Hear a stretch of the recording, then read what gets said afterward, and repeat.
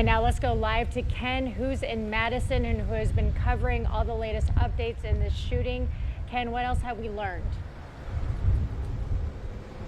Well, good evening to you, Emily. We're standing outside the Abundant Life Christian School, the private nonprofit K through 12, actually pre-K through 12 they have here at this facility. Tonight, Madison Police Chief Sean Barnes confirms that the shooter is in fact a 15-year-old female student by the name of Natalie Ruppnow, who apparently went by Samantha at school. And get this, it was actually a second grader at Abundant Life Christian who made the 911 call to police at exactly 10:57 a.m. to report the shooting.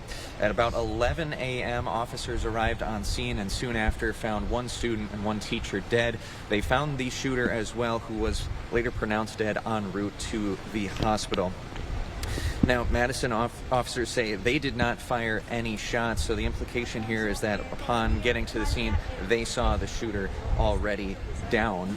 He says, Chief Barnes says the shooter opened fire with a handgun. It was in a classroom that was conducting a study hall around 11 a.m., so the area had a mix of different grades present. Abundant Life, once again, K through 12, so a wide variety of ages here. 2 students do remain hospitalized with critical injuries. They are in life-threatening condition. 4 others, they were a teacher and 3 other students, they received non-life-threatening injuries, and we're told 2 of those 4 people have since been released from the hospital. They did not specify which one. The other 2 who are still in the hospital, though, with those non-life-threatening injuries, they are reported to be in stable condition. At that briefing tonight at around 8:30, Barnes says the officers who responded to today's tragedy are still reeling from it as well. And of course, the community at large, they're going to be working around the clock to try and find answers for this community.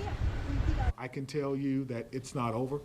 I can tell you that our officers and our detectives and our investigators will have to be told to go home.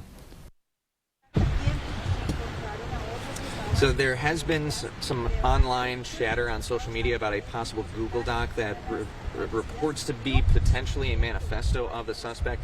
That was not confirmed by Chief Sean Barnes tonight. They are working to authenticate that, so no concrete details there.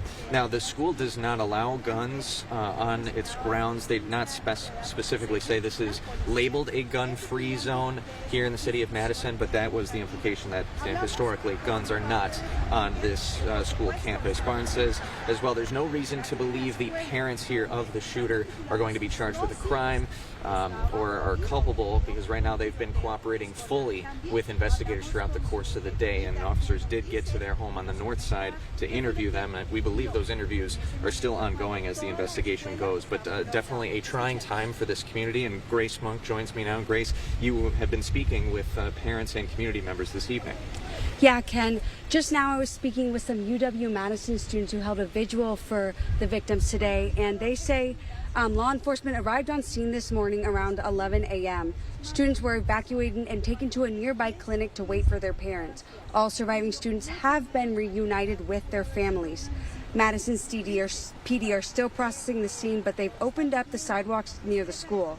These UW-Madison students said they set up the vigil to honor students.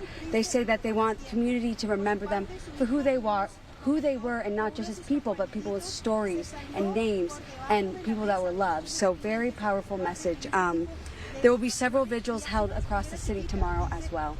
Now, we had some interviews as well. Are we able to take any of that footage this evening? I believe we were having some trouble with that, but we should have that for our morning show. Absolutely, and like we said, there have been some unofficial vigils here. Chief Barnes actually said that people should be advised to essentially stay away from the area and not conduct those. You can see behind us, the police tape is still out here because this is still an active investigation. This is, even though the scene has been cleared, there's still been evidence collection and things of that sort. So this is still a very active, ongoing case that will provide more questions than answers at this point when it comes to the shooter's motive and things like that. So plenty more to dive into. There's going to be another briefing at Fire Station 14 where we were live in Madison earlier today. That's going to be 1 o'clock tomorrow afternoon. So lots to still investigate from police, FBI, other agencies. But for now, for Grace, I'm Ken Kozorowski, live on the east side of Madison. Emily, back to you.